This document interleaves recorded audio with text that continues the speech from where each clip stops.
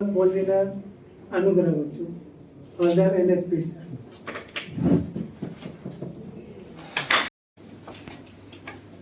मेरी आवाज आई ना पीछे तक? आनी चाहिए। वैसे मैं तेज बोलता हूँ, कुछ ऊंचा भी बोल सकता हूँ। प्रॉब्लम हुई तो बता देना। सबसे पहले आप सभी लोगों को मेरा नमस्कार और धन्यवाद है।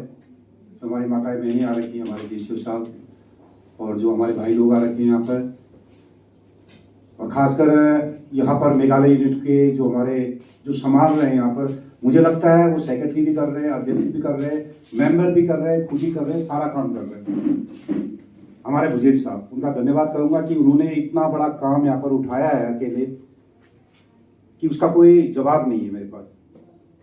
इससे पहले मैं 2019 में आया था यहाँ पर, उस समय भी इसी प्रकार की मीटिंग हुई थी, ये बाहर में मीटिंग हुई थी, और उसमें अधिकतर सहयोग दिया था हमारे डिप्टी कमांडेंट MK राय साहब ने।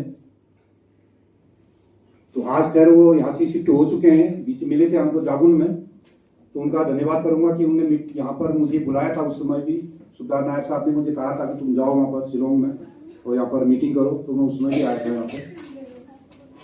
इससे पहले मैं कुछ अपनी बात रखूँ तो अपना परिचय दे देता हूँ। मेरा नाम नारायण सिंह बिष्ट है। मैं 26 असम राइफल से हूँ। मैंने असम राइफल में 27 साल 7 महीना नौकरी करने के बाद हेडक्वार्टर 23 सेक्टर से 2017 में मैंने 1 मार्च को रिटायरमेंट लिया था। तो रिटायरमेंट के बाद मैं यहाँ पर अपने VT नायक साहब से मिला। वो मिलने आए थे, किसी काम से शिलोंग में आए थे, तो हमारी मुलाकात हुई 26 फरवरी 2017 को। तो उन्होंने बताया कि मैं ऐसा काम करने जा रहा हूँ असम राइफल के लिए, तो तुम सहयोग करोगे? तो मैंने उनसे हामी भरी थी, और तब से लेके आज तक मैं उनके साथ चला जा रहा हूं।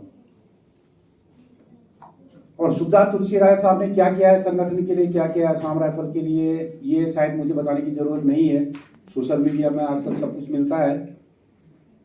फिर भी मोटा मोटा तरीके से मैं बता देता हूं। उन्होंने पिछले अपने 15 साल रिटायरमेंट के बाद असम राइफल के लिए दे दिए, असम राइफल परिवार को आगे बढ़ाने के लिए दे दिए, हमारे विधवाओं को, हमारे बच्चों को, हमारे जो बूढ़े लोग हैं उनको ढूंढने के लिए दे दिए है।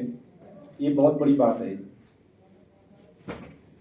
आप सभी को पता है हम असम राइफल वाले ना ही हम इंडियन आर्मी के लेग में हैं और ना ही हम पुलिस में हैं। हमारी आइडेंटिटी क्या है, हमारी पहचान क्या है, ये हमें खुद पता नहीं है। तो अपनी पहचान के लिए जो लड़ाई सुखदार नायक साहब ने शुरू करी थी, उसको 15 साल जरूर हो गए, लेकिन जो संगठन उन्होंने बनाया वो पिछले 10 साल पहले बनाया था।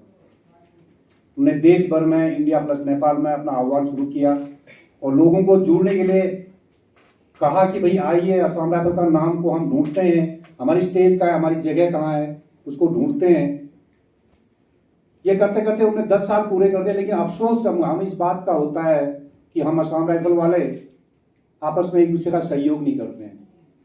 हम सबको हक तो चाहिए अपना, लेकिन हम आगे नहीं आएंगे।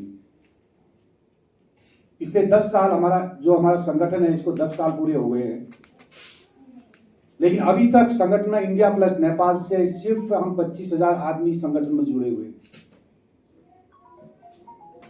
संगठन में कोई जुड़ना नहीं चाहता, लेकिन उसको CSD, ECS, पेंशन, पे सबसे पहले चाहिए। ये बड़ा अफसोस लगता है इस बात का। कहते हैं जब तक बच्चा रोता नहीं है मां दूध नहीं पिलाती है।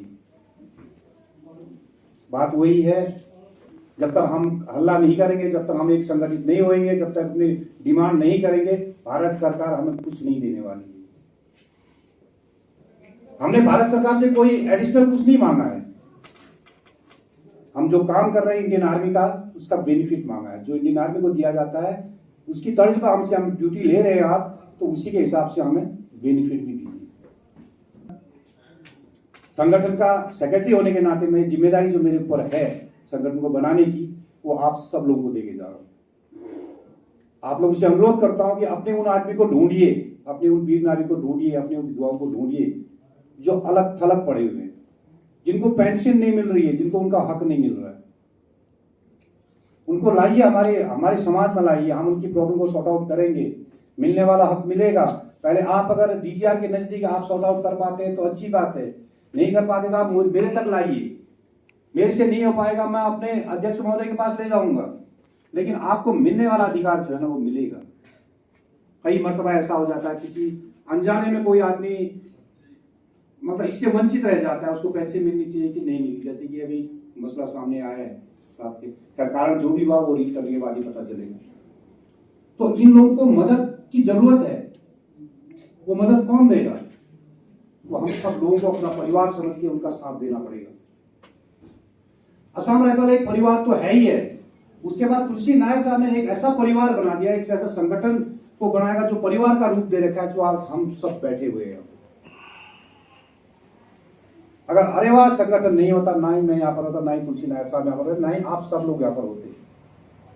आज हम बैठ के बात करेंगे, कर रहे हैं, खाएंगे पिएंगे, इधर उधर हेलो हाई करेंगे, एक दूसरे से मिलेंगे। मेरी पलटन का था, मेरा कोर्स मेट था, एक पुरानी जगह मिले थे, ट्रांजिट मिले थे, एक पुरानी यादें आएंगी, एक दूसरे को दुख को समझेंगे। तो ये सबसे बड़ा बेनिफिट है हमारे आज ये अरेवा से। तो इसलिए आप लोगों का एक दायित्व बनता है, अपने लोग को ढूंढिए। नॉर्थ ईस्ट में हमारे इतने लाटो आदमी कहते थे, हम लोग जब नए नए आए थे, लाटो है कहते थे नेपाली में, तो वही बात है, उसको पेंशन नहीं मिल रही है वो चुप है, कम मिल रही है चुप है, ईसीएस नहीं बना चुप है, सीएसडी नहीं बना चुप है। कहाँ? इस जंगल में पड़ा है। आपके संपर्क में अगर आता है तो उसको आगे लाइए, आप उसको बताइए, आपका दायित्व है। मेंबरशिप लेना सिर्फ तो बहुत बड़ी बात नहीं होती है। मेंबरशिप लेने के बाद आपकी जिम्मेदारी बनती है कि आप आदमी को ढूंढिए, उसको संगठन में जोड़िए, उसकी दुख तकलीफ को समझिए, समझ में आती है तो ठीक है, नहीं आती तो हम तक पहुंचाइए, हम हेडक्वार्टर डीजीआर तक पहुंचाएंगे। जब से मैंने होश संभाला है असम राइफल में, तब से ये शायद पहला मर्तबा आया होगा जब हमारे डीजी लखेरा साहब, जनरल लखेरा साहब, सिपाही को और असम राइफल को इतना चाहते हैं जिसका कोई जवाब नहीं है। वो हर क्षण हर समय मदद करने को तैयार रहते हैं, लेकिन मदद दें किसको? हम उनके पास जाते नहीं, हमारे आदमी वहां तक पहुंचते नहीं। तो एक जरिया अरेवा सुधार नायक साहब ने जो खोला हुआ है, इस जरिए से हम पहुंच सकते हैं। हमने कल भी 2-2.5 घंटा उनसे बात करी, उससे पहले नायक साहब ने उनसे बात करी। वो कहते मेरे दरवाजे हमेशा खुले